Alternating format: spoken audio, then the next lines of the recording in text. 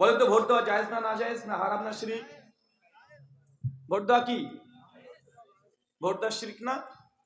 হ্যাঁ জি, চাচা ভোট দেওয়া শিরিক না? হ্যাঁ, ভোট দেওয়া শিরিক আবার মানে হচ্ছে কি যে সবকিছু উল্টোই বলে।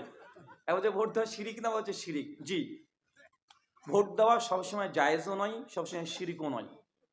ভোট দেওয়া কখনো জায়েজ, কখনো ওয়াজিবের কাছাকাছি, মানে দিতে হবে, না দিলে গুনাহ হবে, আর কখনো কখনো শিরিক। এখন এই পর্যায়গুলো আপনাকে বুঝতে হবে। কথা বুঝতে পারছেন কি বললাম বলেন তো? পর্যায়গুলো বুঝতে হবে। কখনো কখনো বললাম জায়েজ, কখনো ওয়াজিব, না দিলে গুনাহ হবে আপনার, আর কখনো কখনো শিরিক। এখন কোনটা কোন সময় প্রয়োগ হবে, এই প্রয়োগ ব্যাপারটা হচ্ছে মূল মাসালা। একটা উদাহরণ দিই, ভালো করে বুঝেন, কেন আপনারা ভোট দেওয়ার শিরিক শুনে এসেছেন, ওইদিকে তাকানো যাবে না একথা শুনেছেন। তো আমি একটু উল্টো বললাম, তো একটু শুনতে হবে আপনাকে। জি, একটু একটু থেমে যান তো, থেমে যান একটু। এমন একটা দেশকে কল্পনা করেন যে দেশটাতে মুসলিমদেরকে নির্যাতন করে দেশের শাসক। মুসলিমরা নামাজ পড়তে গেলে আজান দিতে দেয় না, মুসলমানরা কুরবানি করতে গেলে কুরবানি দিতে দেয় না, গরু জবাই করাকে নিষিদ্ধ করে দিয়েছে, হজ করতে গেলে প্রতিবন্ধকতা সৃষ্টি করে, জোর করে তাদের ধর্মের যে কালিমাগুলো আছে পড়তে বাধ্য করা হয়, মুসলিম নারীদেরকে বোরকা পর্দা পড়তে দেয় না। এমন একটা দেশকে কল্পনা করেন, আছে না নাই? আছে। এখন ওই দেশে দেখা যাচ্ছে 40% হচ্ছে মুসলমানরা আছে, আর 60% তারা যারা ক্ষমতায় আছে, শাসক কাফের হোক বা যে কেউ হোক। আবার ওই দেশে দেখা যাচ্ছে আরেকজন প্রতিদ্বন্দ্বী দল আছে, রাজনৈতিক দল আছে, ওরা কাফের, সে মুসলিম না, কাফের। কিন্তু এই পার্টি যদি ক্ষমতায় যদি চলে আসে, রাষ্ট্রে যদি চলে আসে, কেন্দ্রে যদি চলে আসে, তাহলে মুসলিমদের নামাজ রোজা হজ জাকাতে বাধা দেয় না। মানে ও, তুমি কে গরু খাবে কে শুয়োর খাবে দেখার দরকার নেই, কে মন্দির গেল কে মসজিদ গেল দেখার দরকার নেই, ক্ষমতা পেলে হয়ে গেল। এরকম মাইন্ডের আরেকটা রাজনৈতিক দল আছে ওই দেশে। কথা বুঝতে পারলেন? এখন এমন দেশে মুসলমানদের যে 40% ভোট, আপনি জানেন যদি বয়কট করি তো 60% ভোট তাদের ভোট, তারাই ক্ষমতায় থেকে যাবে, আর 5 বছর 10 বছর 20 বছর থাকবে, মুসলিম উপরে নির্যাতন করবে, মসজিদ ভেঙে মন্দির করে ফেলবে। এখন এই দেশে বলেন তো ভোট দেওয়া কি জায়েজ মানে ওয়াজিব? না দিলে গোনা হবে। কেন? বাকি 40% যে মুসলিম, 37 কোটি মুসলিম, 40 কোটি মুসলিম, তার নামাজ রোজা হজ জাকাত মসজিদগুলো সব মন্দিরে যাবে। বুঝতে পারছেন না কথাটা? এই জায়গাতে যিনি বিরোধী পক্ষ, ইনিও কাফের, মুসলমান না, কিন্তু ইনি কে মন্দিরে গেল কে মসজিদ গেল কে গির্জা গেল দেখে না, আমি ক্ষমতা থাকলে মিটে গেলাম। এই দেশে এই বি টিমকে ভোট দেওয়া ওয়াজিব, না দিলে গোনা হবে। পরিস্থিতি বুঝেছেন? দুই, আরেকটা দেশের কথা বলি। এমন একটা দেশের কল্পনা করেন, ধর সৌদি আরব। এখন ইসলাম মোটামুটি তারা মেনে চলছে, অনেক ফাসেকি ঢুকে গেছে, অনেক ফাসেক কাজ করছে, কিন্তু তারপরে সবচেয়ে বেশি ইসলাম তারাই মানে, কোরআনের আইন এখনো প্রতিষ্ঠিত আছে। এবং সৌদি আরবে কোনো বিপ্লবী দল যদি বেরিয়ে আসে যে না সৌদিতে কোরআনের আইন চলবে না, ব্রিটিশ ল চলবে, মডার্ন আইন চলবে, এই নিয়ে যদি আন্দোলন করে যদি ভোটে দাঁড়ায়, এই এদেরকে ভোট দেওয়া কি হবে? শিরিক। না জায়েজ মানে শিরিক। একদিকে আল্লাহর বিধান, একদিকে মানব রচিত বিধান, কি হবে এখানে? শিরিক। আমি বলতে পারবো না, আমি ওসুল বলতে পারি, আমি প্রেসক্রিপশন দেবো, এখন কোন দোকানে মাল খাবেন আপনার ব্যাপার। কি বুঝতে পারলেন না? আমাকে বলছে এ বিষয়ে অনেকগুলো অ্যান্সার হবে, ঠিক আছে? স্থানের পরিবর্তে ফতোয়ার পরিবর্তন হয়। যে দেশে মুসলিমরা সংখ্যালঘু, শাসক হচ্ছে কাফের, সেই দেশের ফতোয়া, আর যে দেশের সংখ্যাগরিষ্ঠ মুসলিম কিন্তু মুসলমানের ক্ষমতায় আছে কিন্তু ফাসেক সরকার, নামাজ পড়ে ফাসেকি কাজ করে, তার ফতোয়া আলাদা হবে। অত সহজ না এই রাষ্ট্র, রাষ্ট্রনীতি অনেক গভীর। তাই আপনাকে দুটো শুধুমাত্র উদাহরণ দিলাম যে কখনো শিরিক হয় আর কখনো ওয়াজিব হয়। তাই ডাইরেক্ট হারাম বলাও যাবে না, শিরিক বলাও যাবে না, তাকানো যাবে না, বলাও যাবে না। বরং কিছু কিছু সময় ওই ভোটের অপেক্ষা বসে আল্লাহ কবে যে ভোটটা আসবে এই সরকারকে ফেলে দিতে পারি। কথা বুঝতে পারলেন কি? তাই পরিস্থিতি বুঝেই ইসলাম আছে। মক্কার আয়াতের ওয়েট আর মদিনার আয়াতের ওয়েট এক নয়, এক, পার্থক্য আছে। শুকরান। শেষ প্রশ্ন, বাবার টাকায় দেনমোহর পরিশোধ করা যাবে কি, নাকি নিজের অর্জিত অর্থ হতে হবে? বাপের টাকা দিয়ে দেনমোহর দিবেন? তোমাকে বিয়ে করতে কে বলেছে বাপ? শেখ আব্দুর রাজ্জাক বিন ইউসুফের কথা অনুযায়ী, আচ্ছা আপনার বিয়ে কে কে করেছেন একটু হাত তোলেন তো। মাশাআল্লাহ, কত করেছে রে, হাত নামান। আচ্ছা কে কে করেননি একটু হাত তোলো তো, হতভাগা গুলো। আরে গরিব রে, সব গরিব না, গরিব না, গরিব নামান, এসব গরিব, একটা বিয়ে করতে পারেনি। আচ্ছা দুটো বিয়ে কে করেছেন রে ভাই, একটু হাত তোলেন তো। দুটো দুটো, একজন মাশাআল্লাহ, একটা আছে। আরে ভাই দুটোর কথা বলছি, কে করেছেন? একজন আছে, মাশাআল্লাহ। নামান ভাই, আপনাদের শিক্ষা নিতে হবে কিভাবে যে চালাই, রাখেন। আচ্ছা যারা বিয়ে করেছেন কে কে যৌতুক নিয়েছেন একটু হাত তুলেন তো। আচ্ছা নিয়েছেন, যৌতুক নিয়েছেন ভাইজান? হ্যাঁ,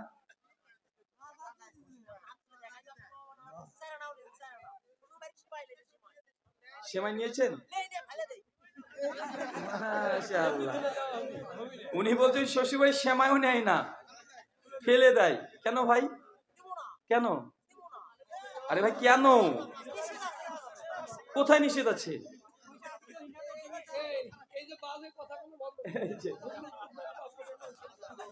শুকরান। শোনেন, আপনার যদি মোহরানার টাকা নাও থাকে তবু বিয়ে হয়ে যাবে ইনশাআল্লাহ। কথা বুঝতে পারলেন? মোহরানা বিয়ের পরেও নির্ধারণ করা যায়, শুধু মোহরানা দেবো কি দেবো এটা ঠিক হয়নি, হ্যাঁ ইনশাআল্লাহ মোহরানা দেবো, কি দেবো যে ঠিক হয়নি, বিয়ের পরেও মোহরানা ঠিক করা যায়। শোনা আবুদাদের সেশন হাজবানন আছে। আল্লাহ নবীর কাছে একজন মেয়ে এসে হচ্ছে রাসূলুল্লাহ বিয়ে করতে চাই, আপনি বিয়ে করেন। নবী তার দিকে দৃষ্টি দিয়ে বললেন, কিছু বললেন না, জাস্ট ইগনোর।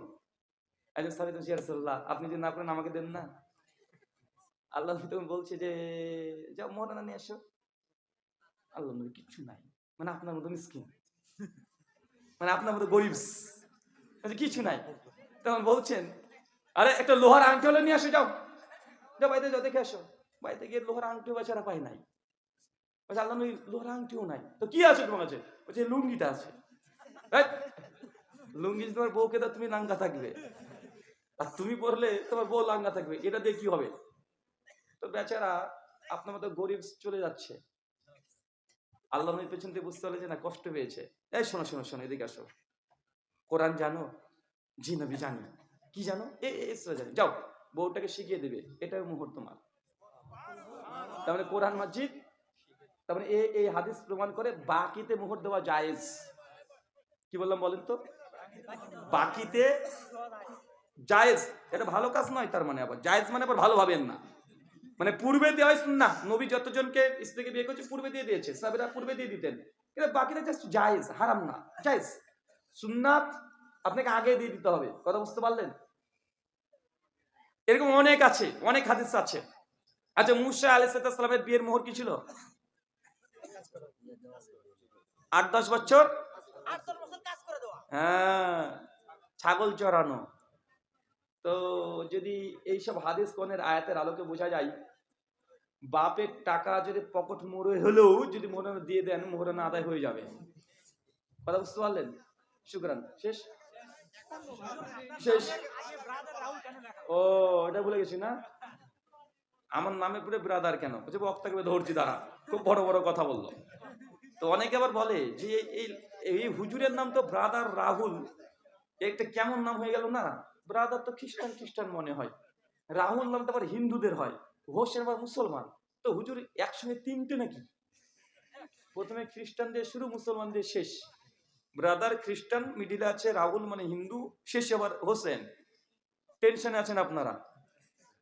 আসলে এটা নিয়ে অনেকে অভিযোগ করে, ডাক্তার যাকে নাকি কিছু পায় না, যখন দেখবেন বেদাতিরা বলে টাই পড়েছে কেন, জামা প্যান্ট পরে কেন, মানে কিছু পায়নি, টাই নিয়ে পড়ে আছে। তো যখন আমাদের সঙ্গে এই দলিল আদিল্লাহ দিয়ে পারেন, তখন বলে ওর নামই তো ঠিক নাই, খ্রিস্টানদের নাম।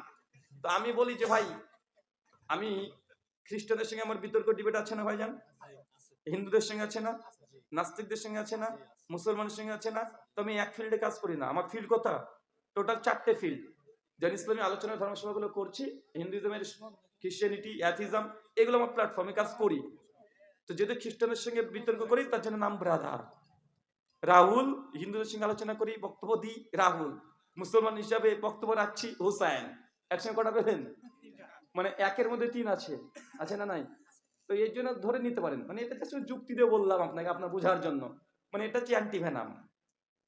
মূলত ভারতে আমাদের যারা জেনারেল ব্যাকগ্রাউন্ড থেকে এসেছে, মানে মাদ্রাসাতে সেভাবে যেভাবে আপনারা পড়াশোনা করেন, করে যারা আছে তাতে আলেম বিভিন্ন ডিগ্রি পায়, আর যারা জেনারেল ব্যাকগ্রাউন্ড থেকে এসেছে ভারতে তাদেরকে টাইটেল দেওয়া হয় ব্রাদার। কি টাইটেল দেওয়া হয়? ব্রাদার। শেখ মতিউর রহমান মাদানী হাফিজাহুল্লাহর একটা বক্তব্য আছে, দেখবেন একজন প্রশ্ন করেছে যে শেখ ব্রাদারদের প্রশ্ন, মানে ব্রাদারদের আলোচনা শোনা যাবে কি যাবে না। তো উনি বলেছেন যে ফিতনাই ব্রাদারদের আলোচনা শোনা যাবে না, এ কথা বলেছে। আর বাঙালিরা বুঝে নিয়েছে তার মানে রাহুল ভাইকে বললো, কারণ বাঙালিরা মনে করে ব্রাদার মানে আমি। আরে ভাই, ব্রাদার মানে আমি না, ব্রাদার মানে জেনারেল থেকে যারা এসেছে সবাই ব্রাদার। আর যারা মাদ্রাসায় পড়েছে তারা কি? আলেম। এই দুটো ক্যাটাগরি আছে, কথা বুঝতে পারছেন? তাই যখন ব্রাদারের বিরুদ্ধে কেউ বললো, মানে আমাকে ভেবে নেন না আগে থেকে, জানো যে আমাকে বললো, যদি আমার নাম ধরে বলে তখন আমাকে বলেছে। ব্রাদার মানে যারা জেনারেল থেকে এসেছে তাদের কথা বলেছে তিনি, কথা বুঝতে পারছেন? তো আমাদের ইন্ডিয়ান ট্র্যাডিশন এটা, যে জেনারেল ব্যাকগ্রাউন্ড থেকে এসে ডক্টর জাকির নায়কের মানহাজ অনুযায়ী হিন্দু খ্রিস্টান নাস্তিক ডিবেট বিতর্ক আলোচনা করে, তাদেরকে নামে পূর্বে ব্রাদার বলে। আমার মতো অনেকেই আছে, আমি তো বাংলাতে কথা বলছি তো আপনি আমাকে চেনেন। ব্রাদার সিরাজুর রহমান নাম শুনেছেন? উনি তেলেগু ভাষায় বিতর্ক করেন হিন্দুদের সঙ্গে, অনেক পণ্ডিত মানুষ উনি। ডক্টর জাকির নায়কের স্টাইলে তেলেগু ভাষা বুঝেন? বুঝেন না? ভগবান টোকাডে উন্নেডু তেন্নু পবার্তগানে মানচিওডু। কি যে বুঝলেন? তেলেগু সিনেমা আপনারা দেখেন জানি, দক্ষিণ ভারতের সাউথের মুভি দেখেন, কিন্তু ওগুলো হিন্দি ডাবিং করা। তো ওইখানে ব্রাদার সিরাজুর রহমান আছে, ব্রাদার শফি আছে, উনি খ্রিস্টান ধর্মের উপরে ব্যাপক ডিবেট করেন, প্রচুর আছে। ব্রাদার ইমরান আছে, ব্রাদার অ্যাডভোকেট ফাইজ সাইদ আছে, ব্রাদার নাসিরুল্লাহ ইবনে মুইনুদ্দিন আছে, ব্রাদার এম আকবর আছে। প্রায় শতাধিক ব্রাদার পৃথিবীর বিভিন্ন প্রান্তে তার ডক্টর জাকির নায়কের স্টাইলে ওই মানহাজে কাজ করছে। তো বাঙালি আমাকে পেয়েছেন আপনারা, শুকরান, জাযাকাল্লাহ খায়রান, বারাকাল্লাহ ফিক। আল্লাহ সুবহানাহু ওয়া তাআলা আমাদের বুঝার তৌফিক দান করো, আমিন। ওয়া মা আলাইনা ইল্লাল বালাগ। সুবহানাকাল্লাহুম্মা ওয়া বিহামদিক। চাচা উত্তর দেব, আপনাকে দেব। চাচা কি বলেন তো, রেগে এসেছে চাচা। দাঁড়িয়ে থেকে পান করা যাবে কিনা? মানে দাঁড়িয়ে পান করবেন? আচ্ছা, স্বাভাবিক পরিস্থিতিতে যাবে না চাচা, যখন না উপায় নাই তখন দাঁড়াবেন। স্বাভাবিক অবস্থায় দাঁড়িয়ে পান করবেন না, হ্যাঁ বসে করবেন। আর যখন উপায় নেই তখন আপনি দাঁড়িয়ে পান করতে পারেন, সমস্যা নেই। সাহাবা ইবনে ওমর রাদিয়াল্লাহু আনহু তারা দাঁড়িয়ে দাঁড়িয়ে খেতে খেতে গিয়েছেন, মানে রাস্তায় চলতে চলতে খেয়েছেন শুকনা খাবার, এরকম রিয়াদ পাওয়া যায় মুস্তাদ আহমদ আর অনেকগুলো কিতাবে। তাই বসে খাওয়াই স্বাভাবিকভাবে সুন্নাহ। এখন ভাত যদি দাঁড়িয়ে খান কেমন লাগে না দেখতে? শুকরান, সুবহানাকাল্লাহুম্মা ওয়া বিহামদিক ওয়া আশহাদু আল্লা ইলাহা ইল্লা আনতা আস্তাগফিরুকা।